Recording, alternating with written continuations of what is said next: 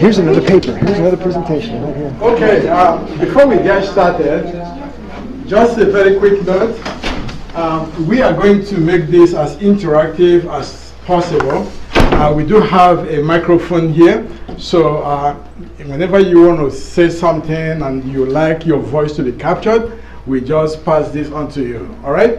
So we can throw it or we can just walk it up to you. Okay? Good. All right, I believe it's 2 o'clock.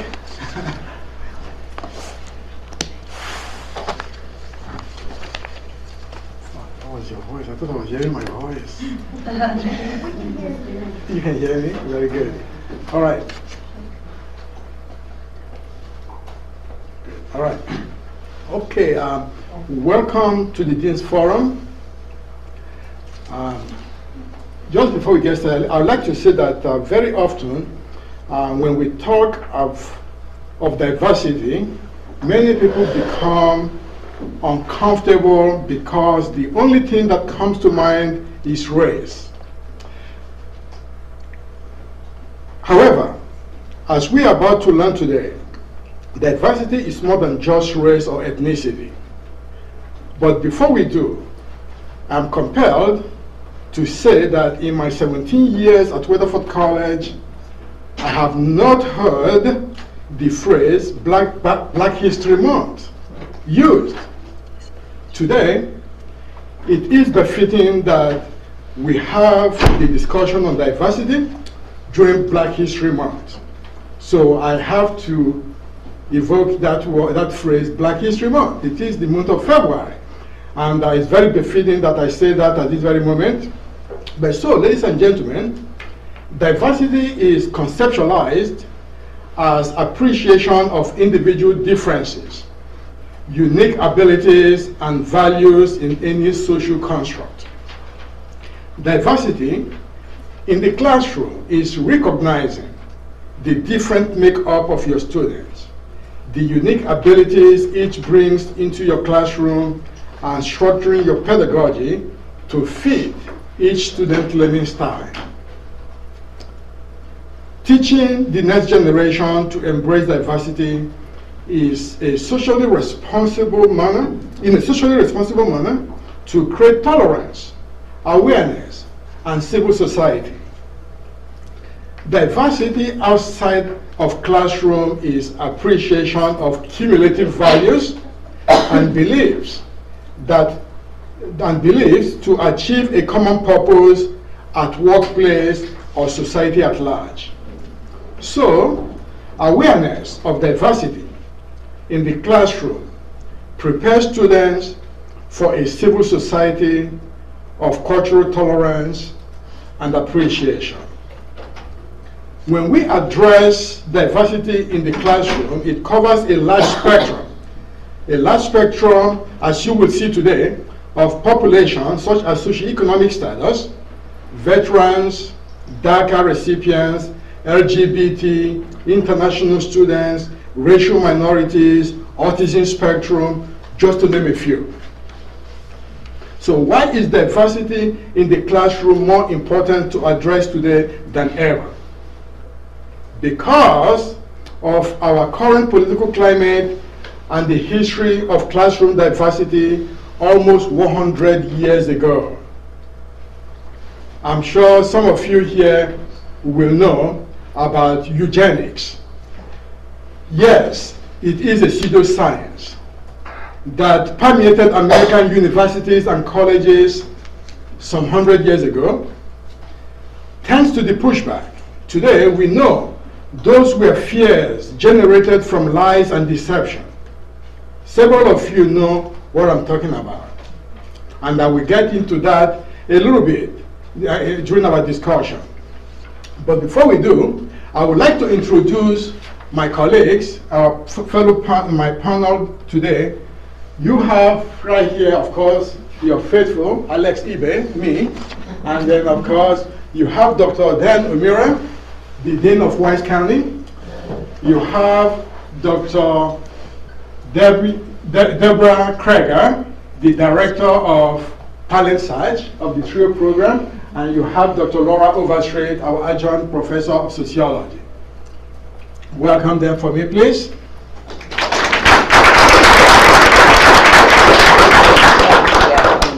All right, today we are going to be looking at challenges of diversity in the classroom. We're also going to talk about the benefits of diversity in the classroom. And then, of course, we are going to have some, we're going to conclude on that. So I'm going to start off by asking Dr. Umira to give a brief statement. Thank you, Dr. Ibe. What a pleasure it is to see every single one of you here today. I do hope that you take up my invitation to visit us on your sister campus in Wise County. Let me submit a question to all of you that Dr. Ibe had gone over just quick enough for us to start thinking about this notion of diversity. And this is to all of you, to all of my colleagues in this class, students, faculty, and staff alike. How do you define diversity? The question's now in your court, and we're here to begin answering that question. So this is for everyone, anyone, start. How do you define diversity? You just want us to go down answers? Go ahead, have at it. Someone from a different background. A background. We're talking to someone from a different background. Notions of difference have just popped up. Anyone else? Different belief systems. Different, again, a different belief system. So that seems to be a common word between a couple of our colleagues here. Who else would like to offer their definition of diversity? Gender. Yeah? Your type of gender or preference. Sexual gender, right? Some of us identify a certain way. We're born a certain way. Some of us, there are those that gender dysmorphia, right? That's in the news now. We are now familiar with this notion of transgender. So again, a difference, right? How else would you define this notion of diversity?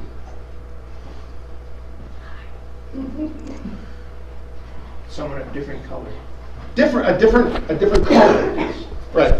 Good. What else? Notions of differences. Ability, disabilities. Notions of abilities and disabilities. Would that be handicap or mental? Yes. Or no. Good. The notions of being handicapped. Different opinions. Different opinions. It's basically anything different than something else. Different, yes. Diversity equals difference. Is that what I'm picking up? Yes. You guys? Yes. Is that what I'm picking up? Diversity equals differences? Yes. Well, who would argue otherwise? I will, but I'm saving it for later.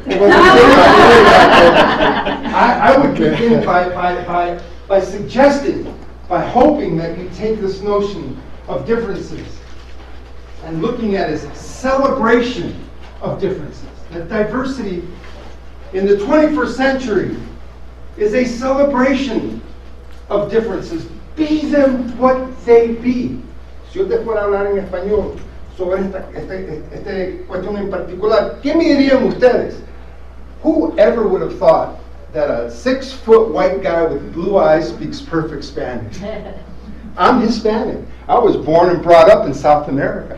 My mom, and at home, we never spoke English. She said, en esta casa se habla cristiano. In this house, you speak Christian. In this house, you speak Spanish. So I'm actually Hispanic. Let's celebrate that diversity the way we celebrate it in my house.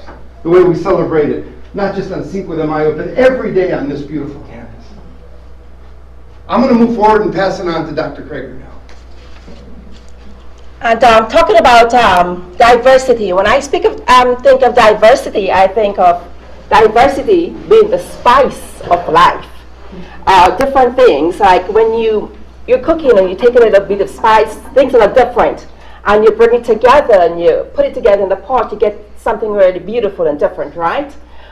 So to me, it's the spice of life, and it comes in many forms, in many dimensions, and it's really important for us to be able to recognize it and to show appreciation for it, And then even times when there are challenges, because there will be challenges when it comes to diversity, we learn ways to handle those challenges. And we'll keep talking about more of these and building on those basic things we talk about. But I'll let Dr. Overstreet put in her part as well. Okay, do you mind fast forwarding the slides a little bit? Fast forwarding. Yes, please. To Okay, well, not that much. Yes, will you go to the next one, and then I'm going to come back to that one. This one? Okay, this one. As a sociologist, cultural, I would call it variation, gender variation, religious variation, social class variation, ability variation, all of the above are a mainstay, because this is one of the hallmarks of sociology as we look at this diversity. But one of the things that seems to be happening now is we're talking less about diversity or difference and more about inclusion. Have you heard that term, inclusiveness? And so one of the ways to really approach these kinds of conversations is to focus not on differences or qualities of this group or that group so much. That's kind of the model that has been used. And I know in sociology we'll go through, we look at race and ethnicity, and then we try, which we fail. We have 2 paragraphs on major groups within U.S. society. What is that? It lends itself to stereotyping those groups. You know, if you see 2 paragraphs about Hispanic Americans, how much has been said? So anyway, the group focus, it usually starts with a history of a group and looking at maybe, and it's typically, as you said, race and ethnicity is at the beginning, or that may be what's carried out one group a week. And one of the things that can do is promote a sense of that's the other. This is us versus them. I need to learn about them. You know what I mean? So, I mean, that's how we've done it for a very long time. But I think that also makes people bristle up a bit. They're not engaged. They're not interested because they see the us and them division. Conservatives would say you're balkanizing this country. Oh, well, so be it, you know? Right. But the thing is, with inclusion, how many times have you been the other? I would guess almost everyone. How many times have you been the other? How many times have I been 60 in a room full of 30-year-olds? You know? Or how many times have you been the only Baptist in a room full of Church of Christ? I know that. Or how many times have you been the other in some regard? Probably all of us have been. So the new model is to focus not on groups and the stats about these groups as much as, when we're learning to have these conversations, the relationship and the similarities, the importance, emphasizing other kinds of diversity other than race and ethnicity. And what we find is that we have a lot of conversation in common. Would you go back to that? And we also, yes, this one. So another thing I wanted to share with you that I came across are some tips for engaging in these conversations.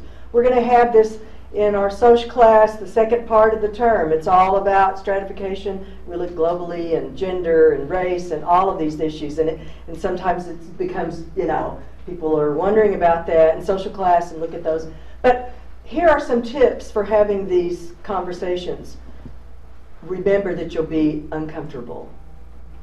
You will. We are, and it's okay to feel uncomfortable. We're reared in a context to see it as superior. We call that ethnocentrism. It gets in the way, but it happens. Few of us are grow up hating ourselves, right? Stay engaged. Don't check out when you hear about other groups or when you have this kind of conversation. Stay engaged. And in fact, this particular list says lean in, if you know. Try to learn more. Try to be open enough to learn more. Speak your truth. The truth is nobody owns the conversation on diversity. No one does. Because diversity by nature includes everyone. Your background versus mine versus anyone's. So it's not like one group is having to listen to everyone else's story. It's everyone's story. Speak the truth. Talk about when you were the only blank in a room full of blank. And how did that feel? Expect and accept non-disclosure. These are conversations that don't end. They're ongoing. Listen with the intent to learn and suspend judgment. Do that for a period of time in order to really move into these kinds of conversations. Very good. Now we are going to talk about a few of the challenges associated with diversity, the expectations, lack of cultural competency, the rethinking of pedagogy, and lack of appreciation for diversity. A lot of times, the thing here is you could have a classroom of diverse students, but then the question is, the faculty member or the instructor, do they have the capability to recognize the richness of the diverse classroom they have and take advantage of it to make it a teaching moment for themselves as well as for the whole students in the classroom? That's the question. And but before we do, let me go back to the storyline I was going through. At the very beginning, I mentioned the word eugenics. For those of you who don't know what eugenics, EUGENICS, eugenics, okay, is a pseudoscience. Let me give you a very brief story about this. At the beginning of the 20th century, many administrators, alumni, and faculty members from American universities were at the forefront of eugenics movement, a pseudoscience that sought to improve the genetic qualities of human populations by selective breeding. Eugenicists were anti-diversity. They considered immigration and racial mixing a threat. They spoke of the yellow pearl, the flooding of the nation with foreign scum, and the arrival of defectives, delinquents, and dependents. Does that sound like what you heard in the climate, in the political climate in recent years to you? That's why it is imperative that we address the issue of diversity heads on in the classroom, because it all starts in the classroom.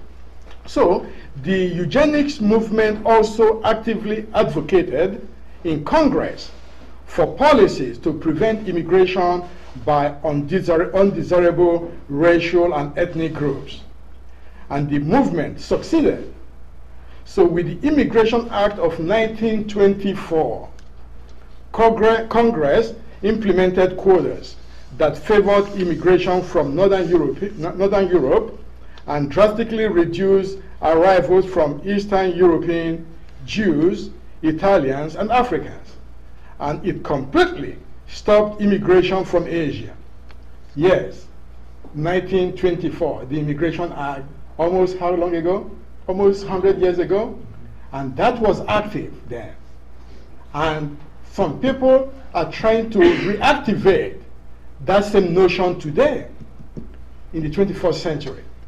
And it is your obligation, it is your responsibilities, you and I, to make sure you teach about diversity. You let people, you create an awareness and tolerance of diversity because of the richness of what they bring to society.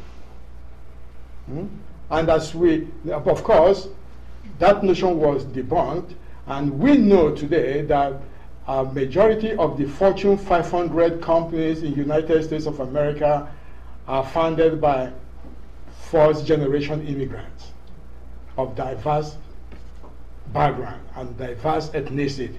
That is true.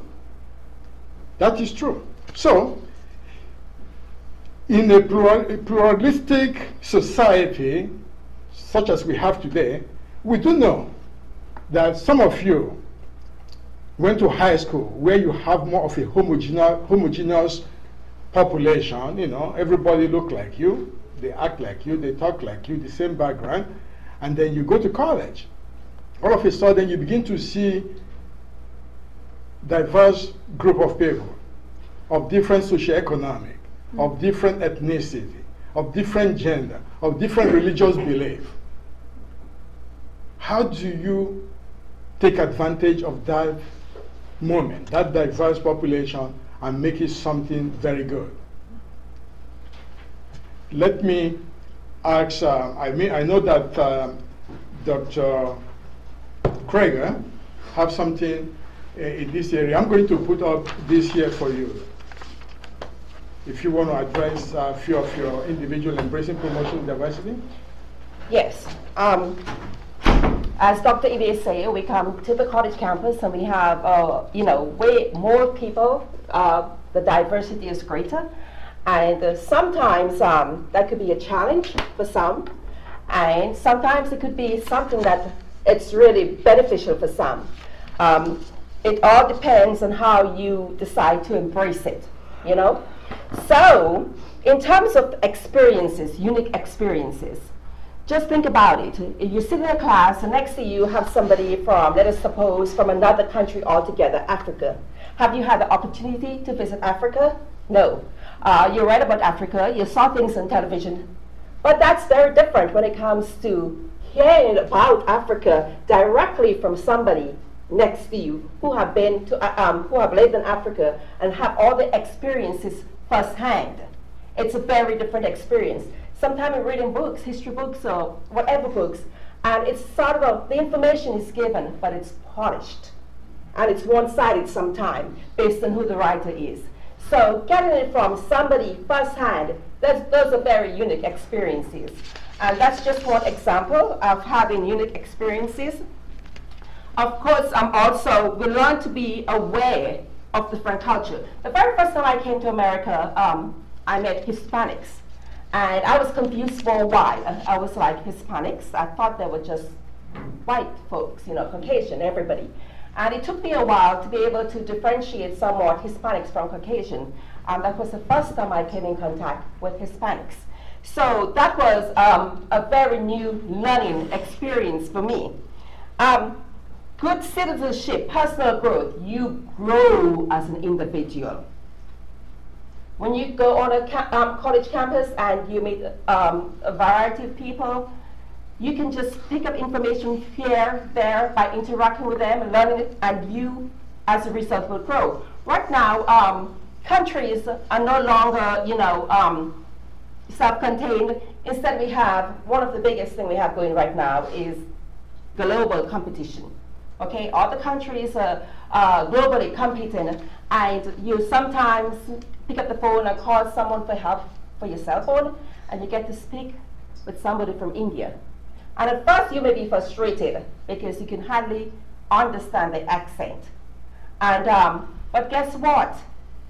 This is teaching you to be tolerant, because sometimes when others from other countries may come across you, you sound different to them as well. So we, by interacting with other people and being tolerant and understanding, we're becoming better citizens globally, and we are growing. As I said, global competition, it is the way of life.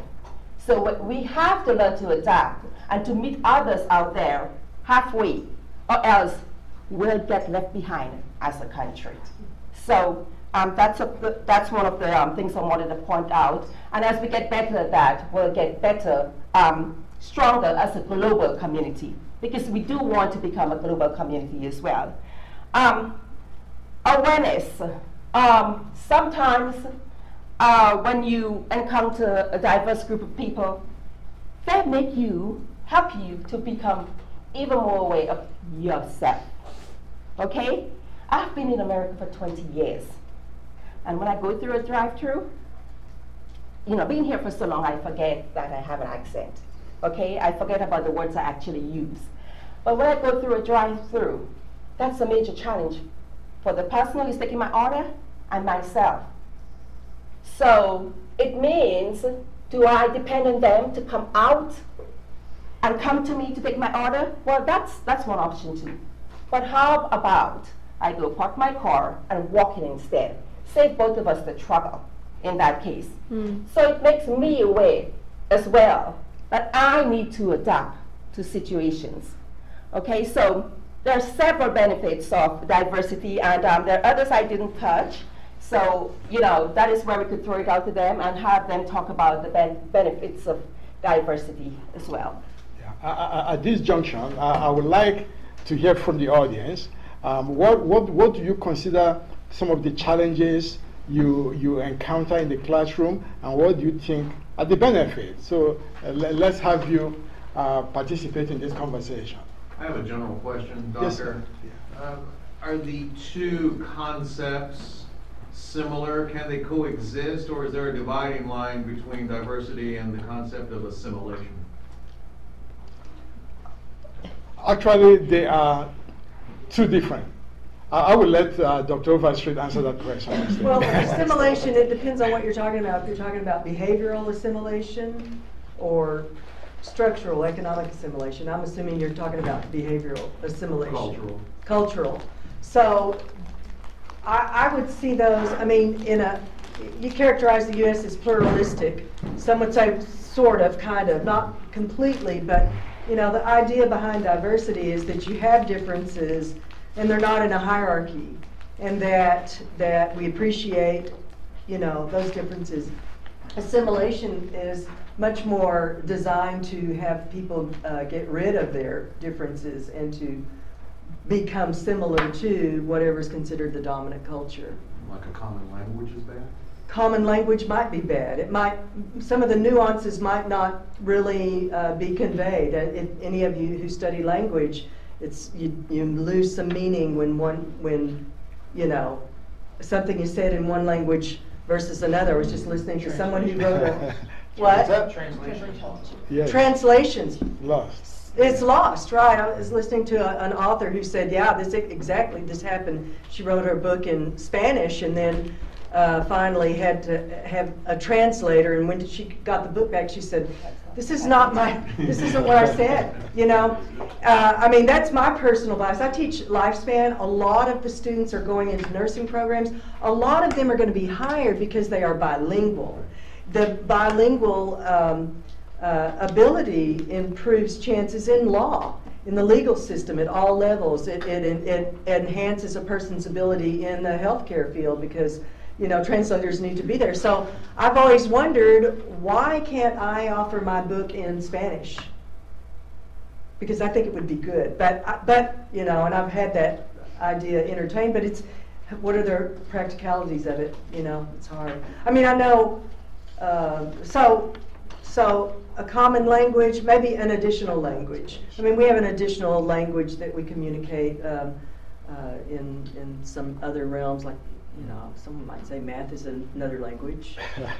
Forgive me for playing devil's advocate, but yeah. Where does it end? If we're going to multiculturalize ourselves, including language, where does it end? Do we create a Tower of Babel eventually? Well, I don't know. We're not there. The slippery slope doesn't apply. It is a devil's advocate notion, and I think that it's important for people, whether they're a patient or a student or whatever, to be able to convey their message in their language. I've had students do that too. I say, let's see about answering the questions in your language, and then maybe they need to. And I totally agree with you, Doctor. Yeah. I had that same experience with my mother, God rest her soul. I was her sole caregiver. If you were not bilingual, you couldn't communicate in our family, because I know my mother's first language was Spanish, and so she thought in Spanish. Yeah. And I speak Spanish as well as anybody who's a native Spanish speaker, but I think in English, because that's my first language. So if it was a very important concept for her to understand, I'd have to speak Spanish to her. And if it was a very important concept for me to comprehend, she'd have to speak in English to me. And so if you were not totally bilingual, you couldn't keep up with her conversation because she was speaking to me in English and I'd be speaking back to her in Spanish. Yeah, and there are places that are bilingual and trilingual. When I brought my fiance home, it was an American girl, she's a white girl, my mom said, "Cásate con uno de los tuyos, marry one of yours." Oh, I got the same thing. You got the same thing? And in that voice, my mom is 5'2" tall. In that loud voice. And Kathleen, my wife, said, "Why do you all yell?" Oh, we ain't yelling, we're just talking. This is how we talk in my family. But you know, that's, and she embraced that diversity because that's just a different way of looking. and that's a, you know, we've gone through this in terms of social class and language and jargon in intelligence testing and a lot of the normative tests. You know what I'm talking about, where they say, well, do you know what reckon means? How about Larapin? How about, you know, and people go, I don't know. Well, you're stupid. Well, no, you're not stupid. You have a different, we have different expressions, so. We only ever know what we've been exposed to. Right, right. Not stupid. So what are your expectations then? Let's go back to Dr. Ibe's question then. So what are your, not just you, okay, I'm not, you, the collective you, the big Y, You all? Expectations. What are your expectations Narrow it then? down. What kind of expectations? Let's hear them. On what? What? On this notion of the challenges in diversity, what are your expectations as a student? And we've got Mr. Curley here, who's a seasoned attorney. What are your expectations in terms of working with our student population? Well, the path I thought we were on a moment ago about the assimilation is whether or not the lack of assimilation results in friction that would not be there otherwise, you know, because if you have a community that wants to maintain its traditions and maintain its activities and holidays, language, then it makes itself apart, and that creates a certain level of friction. So how do we find that balance between those two values of having diversity and maintaining a cultural integrity? So on a community college campus then, Mr. Curley and esteemed colleagues, what are your expectations on maintaining that balance, that tenuous grip that we have on maintaining our identity, my identity as a Hispanic, but also my identity as the person that I've become over the years to be a campus dean? How do we do that? What are your expectations? What are your challenges? I Go would ahead. add consideration, considering that they are different. Listen in on them, as you added as a way to go on with diversity. Just communicate. Approach with an open mind. And I believe if we're not threatened by the difference, then we get along a lot better. But I also think it's okay to respectfully disagree with someone, you know, not to just like, well, that's all completely wrong, you know, like don't get so offended by every little thing like our culture tends to do. I think that was the message of, there's not closure. You're not going to have, I mean, you do agree to disagree, But otherwise you're requiring someone to have your viewpoint, Right. and then they're disappeared. You know? Right, and I think it's very important to stand up for what you believe in, because if you don't, then you don't have any morals, or what are you really? What do you believe? You know, I think that's important. But I think their point is to go on about how it's just a conversation. It's not just a debate on whether you believe it or not, or trying to persuade anyone. It's just going on that there is a difference. Yeah. It is the appreciation of the differences that we all have, because we all have these unique abilities that we all bring into the equation. So when we talk about assimilation, as in the case of, say, neighborhoods or where you live, but it starts here in the classroom. Okay, there are maybe your parents or grandparents are set in their ways and never want to be assimilated into the overall culture, the mainstream culture. But then when you come to college, how do we make you appreciate the differences so that you can take this back into your communities? Maybe you can become the teacher of your own parents and grandparents and tell them, say, look, there are some of the differences here, and if we do things a little different, we all can be better off.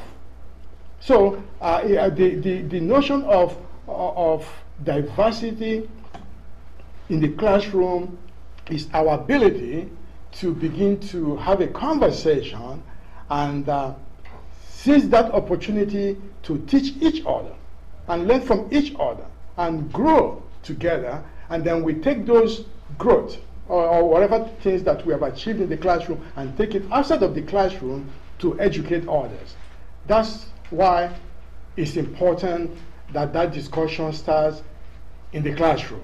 And studies have shown that even from elementary school, middle school, high school, that students, when you have students with different abilities, and these students from different backgrounds, and you begin to create an awareness about their differences, and also at the same time teach them the appreciation of the differences, those students will begin to have some tolerance for each other. And they grow up to become better citizens. And that's what we are talking about here. So let's throw it back at you. Yes? Dr. Ebay, there's a danger in people who want to insulate themselves from differences and insulate their children from differences to the point that we are sort of threatening free thought, if you will, or discussion, or the exploration of the things that you all have been talking about today. You've seen and read about the instances of parents storming a school, or I think it may have even happened on this campus. You know, how dare you say that in your classroom in front of my child, my student, my this, my that. Gone are the days are being threatened. It's being threatened. The days when we used to, you know, when colleges and universities used to be called the hotbeds of liberalism, and it's not a liberal, it's not liberalism, it's not necessarily liberal thought, except for the fact that you have to allow that expression or it's going to die. And so, you know, we have to find a way, I think, as college personnel, to help our students embrace that uncomfortableness that they feel in order for them to grow. How can you be a critical thinker if you insulate yourself? And this is where we are, and it's a threat to all of us. I heard some ums and uhs from over here. What's the response from my colleagues out in the? I was just trying to. I think a lot of parents like to shelter their kids onto what different experiences they that they go through and stuff, and I think a lot of the time it ends up being to the child's disadvantage, because when they grow up they don't know all these different things that the culture is going through, and or how to deal with something, or how do I do this, and they're, you know, you're like 16, you don't know how to do that or there's just a lot of things that I think different people like to shelter, and I think that's what I got out of it. Is that what you're referring to, that notion? Yeah, I mean, I think about back in the dark ages when I went to college. You don't have to pass that. I don't have to be on there. But when I went to college, I was exposed to professors and other students with all different sorts of backgrounds or cultures or ethnicities or religions. I had a professor who was an atheist. He didn't turn me, you know, but it was interesting for me to be exposed to that. And so this idea of protecting our young people is in a way cheating them and not being sure of the values that we raised them to have. You know, I was raised with certain values. Some of them I have changed along the way, but a lot of my core values have stayed because that was instilled in me within my family. But I'm not afraid. I wasn't afraid of my own children being exposed to other people and other ideas. You know, when you say that, I'm thinking that protection would be to be able to acknowledge and appreciate diversity, because you're in a terrible state in the workplace in a lot of ways if you don't embrace diversity or can show respect. So I think that, you know, I think that's part of what ought to motivate us as educators, is that we do want people to go past these doors into workplaces, into environments where they can function well and benefit from the jewels that accommodate, that accompany diversity. The other thing I wanted to say was insulating oneself lends itself to stereotyping. And stereotypes are exaggerated ideas about groups of people that most people have never even met. And without that dialogue, you don't get past the stereotypes. So that, tolerance is built through the conversation. And one other thing here is that the question is, why this conversation about diversity?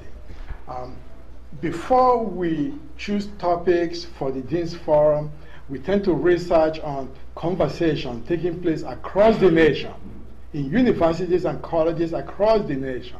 So they are not just random topics, they are based on national trends. So if you follow the Dean's Forum religiously, we've always discussed issues based on how the nation is discussing them at the very moment.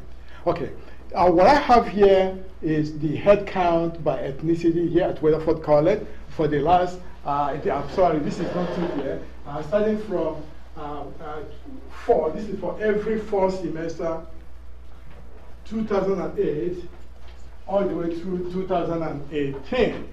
Of course, you can see the very long spike, the white population. Then the rest are the others, minorities, Hispanics, the African Americans and stuff like that. But then if I remove the whites from the equation and just show you the ethnicity without the white population, this is what you see. You can see here the Hispanic population in 2008, 458. Today, 1,247. That's a remarkable growth. All right? That's a remarkable growth. And if you look at, and of course, you look at every other group, there's some growth in ethnicity. And then when you look at the previous slide and it shows you the spike, that's white population right there. But that includes students who are also dual credit. All right? So if we remove the dual credit students from the equation, you will see that our face-to-face students probably is going to be, in the ratio of white to non-white, is going to be balancing out to about maybe 3-to-1 ratio. And that tells you that we have a significant diversity in the classroom. It's growing. Racial diversity. Racial diversity in the classroom is growing. And then, in the midst of all this racial or ethnic diversity, how about students who have other needs? Say, for example, autism. Let's talk about autism, for example. I had one of the faculty members and I were talking the other day, and they told me they have in their classroom a student with autism spectrum, and that this student will just barge into their conversation. Every time she speaks, within 5 minutes into her lecture, the students will interrupt. And then the rest of the students begin to feel very uncomfortable and irritated to some extent. Then I asked, so what did you do? And how can you control that environment? Of course, you are there to teach every one of them. So what did you do in the process? What would you do, before I answer that question, what would you do if you were in the shoes of that professor and you have a student in your class with such need that interrupts you every 5 minutes into your lecture? What would you do? Well, it becomes of something that someone that's had experience with someone that's autistic, someone that hasn't had experience. Someone that has had experience with someone that's autistic can easily tell that autistic people are intellectually gifted.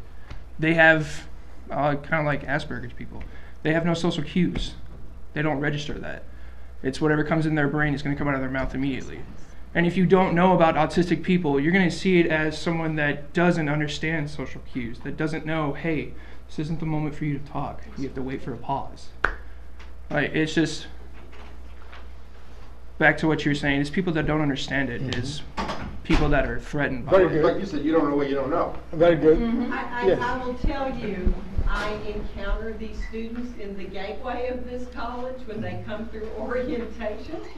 And I've had particular sessions. I had one young man, and he sat right on the front row. And I would say his sentence, and his hand would go up. And of course, I've been blessed to have the background of working with students all along that spectrum before I came here. So I praised him for asking the questions, because I wanted him, there were other students. I said, there are other students that probably have the same questions you do. After the third question, I said, I tell you what, I'm afraid we might run out of time, so how about you write down all of your questions as they come to you, and when we're finished, we'll be sure to go over them. And that is where a professor needs to think about the benefit of the whole class, and to use some of their office time, and that is pedagogy as well. Exactly. Very good. If I can interject real quick. Sure, please. On the student end of this particular conversation, how would you like to see the pedagogy shift toward supporting a greater understanding of celebrating differences in your classroom, within those lectures? From the students, I would like to hear that. Because I was a faculty member once upon a time during the before they created DIRT, I was a tenured professor at a university. Then I got into this business, which I love and I embrace. But having written curricula, having sat on those committees, having focused on syllabi over the course of the years, whether as a professor, now as a dean, and then on and on. I want to hear from you guys, from students. What would you like to see in terms of pedagogy in addressing this notion of celebrating challenges, celebrating differences? For me, I wouldn't mind listening to them, because some of the things that other people would say is I haven't gotten to that point in my brain and thought of yet. And so if they're like 3 or 4 steps ahead of me and they come up with a question, I can learn from what they have to say.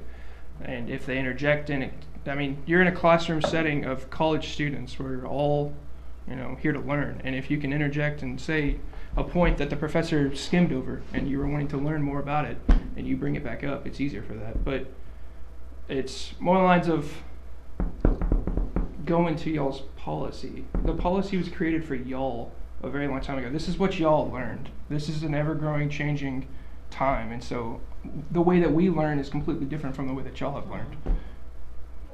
So from what I'm hearing there, it's becoming where professors and the college need to adapt Yes, to absolutely. the changes. And I like the example Kay gave, because she talked about being able to adapt in mid-air to the needs of that child, and yet be able to still take the other students into consideration and meet their needs as well.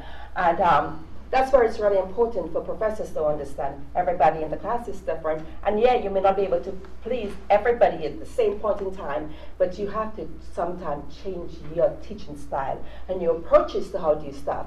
Lecturing is great. It's very professor-centered and not student-centered. And we have to be able to understand students learn in different ways. So today, a group project. If you realize there's a bunch of kids who need to talk, put them in groups, smaller groups. Give them the freedom, or those who like to create stuff, give them the freedom to express themselves and in different ways, so let them create in different ways. So, when I talk to students sometimes, I say to them, you know what? I agree that professors, at the college level especially, have to do better. And we have some really great professors on campus who really do a great job being student-centered. But there are some who will not. So guess what? You have to learn to also, you adapt to your professors. If you know you're one of those who have to be doing something, it's really hard for me to sit still. I'm listening, but I'm taking notes the way I want to take it. So I'm doing something at the same time instead of just sitting down and just trying to listen to everything like that, because I will fall asleep. So that's one of the big things we need to talk about, as you said. How do we adapt to our present-day students? Good point. Very, very well said. And of course, Kate, thank you so much for that answer. That was the exact answer I gave to the same instructor. I say, why don't you just tell the student, write down everything and give it to you? At the end of the class, you guys can talk about it. And then, of course, also have the other students in the class to say, look, any one of you can always also stop to ask me a question at any time. And that we are here. You keep informing the student. It is your responsibility, your obligation as the faculty member. You are in charge of the classroom. Okay, that's why we say you have to rethink your pedagogy, how you approach it, how you design it to fit everybody yet meeting your goals. All right, and it's all possible. So that's one of the measures. Yes, please, go ahead. And if you're going to practice true pedagogy, then you also turn that around and the students become the teachers as well. It is a symbiotic relationship. And so you can meet with that student and then you can come back into class at the next class meeting and say, John raised some really good questions in my office the other day. I may not have covered this with you all. You might be interested in knowing this. And then John has his stock rises with his classmates because he has in essence helped them. Very good.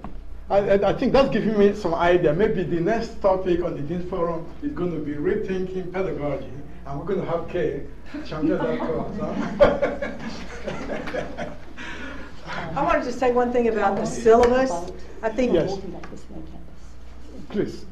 I'm going. I was going to say one thing about the syllabus. If you really want to encourage discussions about diversity, you can set that ground rule in the beginning, and it can be on the syllabus and some guidelines to create a safe environment for discussion of controversial topics, and to make sure that you show respect and all of those, and then everybody knows, in the beginning they don't get caught off guard with a emotionally charged statement that then maybe,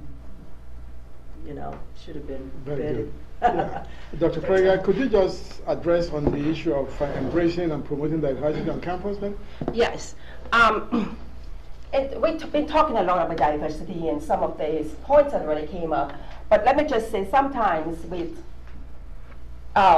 embracing diversity, you have to start with yourself first. So self-awareness, and in terms of how other people react to me, how I react to others and other situations. For instance, I may just go out in her face, hey, and I think that's okay. But then I see she was like, then I realize, I have to adjust my behavior. Okay, so self-awareness, self-check, exposure, as you said. If somebody does not know some other things, if all they know is certain things, what do you expect? That is how they will behave and act.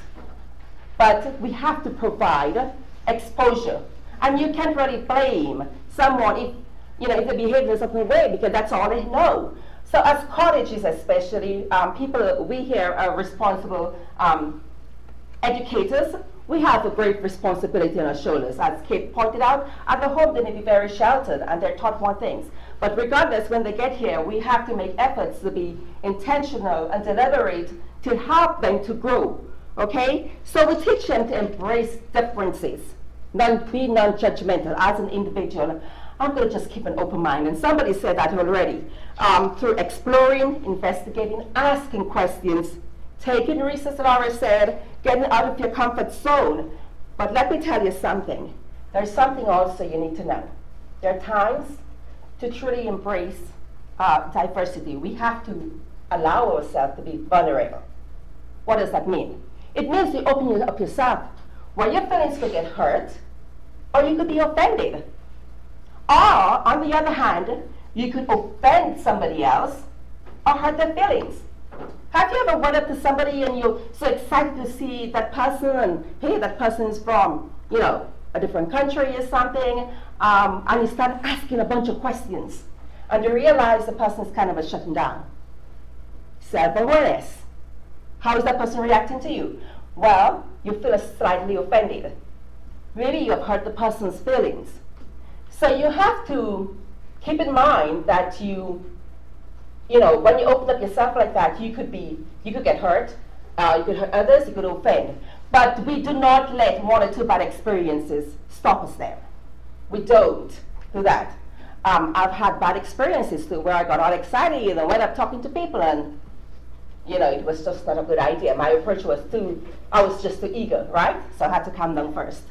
So just be aware that we don't let bad experiences stop us. We also want to talk about embracing and promoting diversity here on campus, college campuses, even here at Weatherford College campus.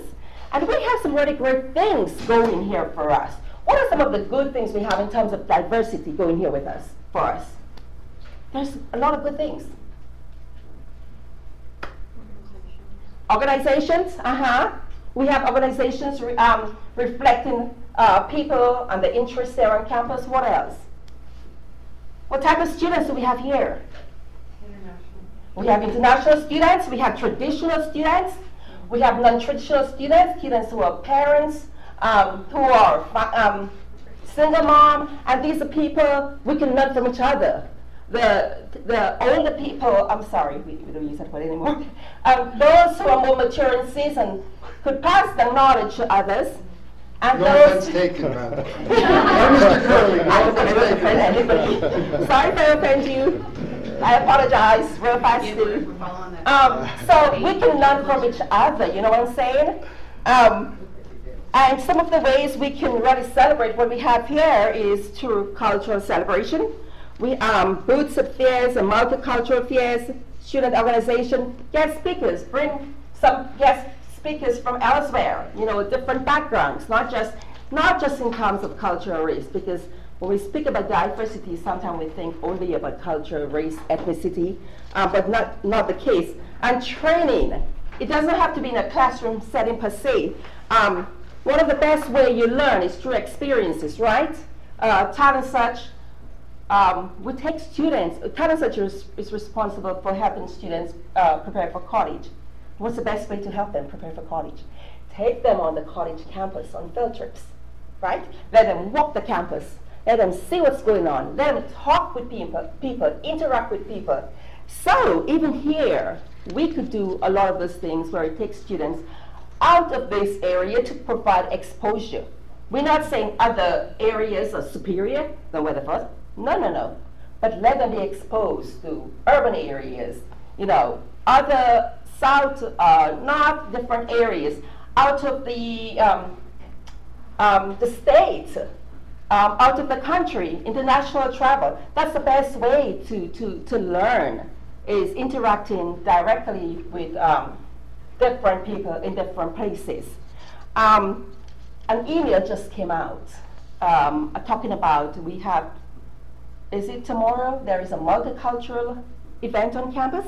Yeah. That's a great idea. So what y'all can do, pass by and check it out and see what's going on, and just keep an open mind. Learn something new. The only problem I don't like is that it came out today for tomorrow. So we have an issue, okay? If we're going to truly embrace it, we need to do it right. Because I'm all prepared to go up in my attic and pull out some stuff from Grenada and bring down there, but I have to make the time tonight to do that. Sorry, yeah. Go ahead, one more thing. What we would like to do also is to get some ideas from you all as ways we can promote diversity here on a campus. What can we build on? What can we, start doing here that's different, that would promote diversity? We could talk about diversity all we want, but let us make it feasible here on campus. Let us make it a reality. And as I said, we have some good things already going for us. Let's build on what we have. Yeah. Thank you so much, Dr. Krieger. Just very quickly, today, I had in my office a student in my office, and we were talking. I asked him, I said, when you leave, I said, you are about to complete your studies here and transferring out. When you leave Weatherford College, tell me, what story are you going to tell your children 15 years from now, 20 years from now, about your college experience at Weatherford College? I say, if all you're going to tell them is, I went there, I went to class, I went home, then you have no experience. And that could even frustrate your children. They say, well, maybe college is not fun after all. So why don't you get involved in what you have on campus. On that note, also last week, I had a guest from Cengage. He was in my office, we were talking, and I told him about diversity, and we keep talking about this issue about diversity. Then he came up with an idea, something that is happening at Abilene Christian University. So when the new president came some years back, we were probably about 10 years ago, he was trying to get students more involved in activities. So he went around the campus and randomly chose maybe about 20 students, say, hey, how about we get together? He randomly chose students from different backgrounds and bring them together and talk about, and came up with this slogan, love your neighbor as yourself. That's his slogan, love your neighbor as yourself. So the job or the responsibility of those students is to go about the campus and recruit more students and show them love. And let them spread love across the campus in anything. And for you students here today, I think I would like to adopt similar concept here at Weatherford College. If you would bring to my office at least 2 other students, different from you, to my office, then maybe if we can get a good number, we start meeting on a monthly basis, maybe for breakfast or for lunch, and talk more, and then maybe spread the love. And in the process, we can talk about your needs as a student, your need in the classroom, on the campus, and where you want to be 2 years, 5 years, or 10 years from now. We can begin to address those things. So we are going to be each other's brother and sister. We are going to be each other's keeper. And we are going to be each other's mentor. And we are going to make diversity what it is. It is a very unique thing because we all have those unique abilities, and we can turn those unique abilities into something very creative and productive. It is 3 o'clock almost, but on a reminder note, next month, March 25th, exactly a month from today, we are going to have another conversation at Wise County campus. Dr. Mira will be hosting us over there at Wise County. And we are either going to carry this conversation forward, or we are going to see other concepts that we can embrace and bring forward at Wise County. Those of you who can travel to Wise County, please do. But if not, we'd like to see you guys again here in April. Remember, if it is the last Monday of the month, it is the Dean's Forum. And on that note, yes, please. Where's your office located? My office is in the Liberal Arts Building, downstairs, LART number 13, downstairs. Okay, so that's where I am. My office is open. I'm easily accessible to students, so you can find me and you can look me up anytime you want. All right? Yeah. By the way, Dr. Yes. Ebay, the International Day is Thursday, February 28th from 11:30 a.m. to 1. So we have a little bit more lead time than we thought on that. Oh, okay. Tuesday, tomorrow is the Mardi Gras activities. Okay. Thursday will be the International Display. Thursday. Yes. Still, everybody should have that. But still, come on. Actually, tomorrow, Mardi Gras officially is a week from tomorrow. Okay, but the college is throwing it in at this point. Are there any questions or comments? Questions, comments? Yes. Go ahead. I would like, I teach the phlebotomy program here, and the students are about to go to clinical. I would like a recommendation on like a 15-minute program or a TED Talk, YouTube video, something like that, to go along with their social responsibility unit that we're fixing to cover before they go to clinical. So it's in Maniotis at WC. If you come up with anything, I appreciate it. Because I've trolled and looked, and other faculty have given me some, but they're too long. I need something relatively like 30 minutes or under. Okay, very good. Okay. Any other comment? We do have on the back row over there and over there, we do have sign-in sheet. So we like everybody here today to make sure they have their name signed before you leave out. If there are no further questions or comments, I will say thank you so much. Hang out here if anybody wants to talk. We're here. Thank you. My time is your time.